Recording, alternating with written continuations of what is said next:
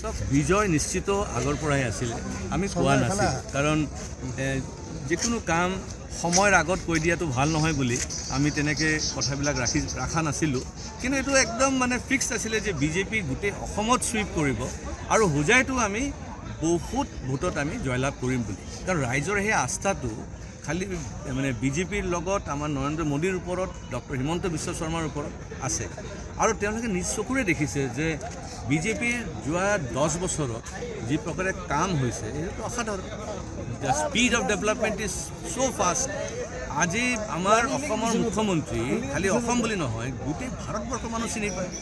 মই পশ্চিম বাংলাত আমাৰ অসমৰ ইলেকশ্যনৰ পিছতে মই পশ্চিম বাংলাতো গ'লোঁ ইলেকশ্যন কেম্পেইনৰ কাৰণে।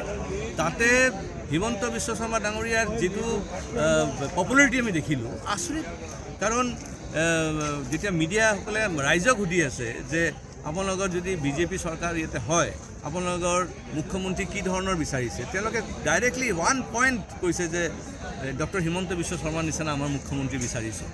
যদি পশ্চিম বাংলাৰ মানুহে যদি মানে হিমন্ত বিশ্ব শৰ্মাৰ নিচিনা এজন ব্যক্তিক যদি মুখ্যমন্ত্ৰী বিচাৰি আছে, তো স্বাভাৱিকভাৱে অসমত কি হ'ব? অসমত তেওঁ মুখ্যমন্ত্ৰী হ'ব আৰু তেওঁ চুইপ কৰি আছে। এটা কথা, মানে আপুনি নিশ্চিত বিজয়, আনুষ্ঠানিক ঘোষণা বাকী আছে, সমষ্টিবাসীক কি ক'ব? চাওক, অসম মানে আমাৰ সমষ্টিবাসীৰ মানে ওচৰততো মই অবলাইজ, ঠিক আছে নাই, মানে মই ঋণী, মই মানে বন্ধকত গুচি গ'লোঁ। মই আগতেও কৈছোঁ যে হোজাইবাসীৰ যিটো মৰম, হোজাইবাসীৰ যিটো আস্থা, হোজাইবাসীৰ যিটো আশীৰ্বাদ দিছে, তাৰ কাৰণে মই চিৰ কৃতজ্ঞ আৰু চিৰ ঋণী হৈ থাকিম। আৰু মোৰ কৰ্তব্য হৈছে যে যিমান পাৰোঁ অধিক কাম কৰি হোজাইক যেন আমি এটা ভাল জায়গালৈ লৈ যাব পাৰোঁ, এটা ভাল শ্ৰেষ্ঠ আসন আমি লাভ কৰাব পাৰোঁ, সেই কামটো মই নিশ্চয় কৰি যাম। মন্ত্ৰিত্ব দাবী কৰিব নে কি? মই টিকেটৰ ক্ষেত্ৰতো দাবী কৰা নাছিলোঁ, মই কোনো এপ্লিকেশ্যন কৰা নাছিলোঁ টিকেটৰ কাৰণে। দলে দিছে, মই গ্ৰহণ কৰি পেলাই কণ্টেষ্ট কৰিছোঁ আৰু এতিয়া এজন নিষ্ঠাৱান কৰ্মী হিচাপে যেনেকৈ দলে ক'ব তেনেকৈ কাম কৰি যাম।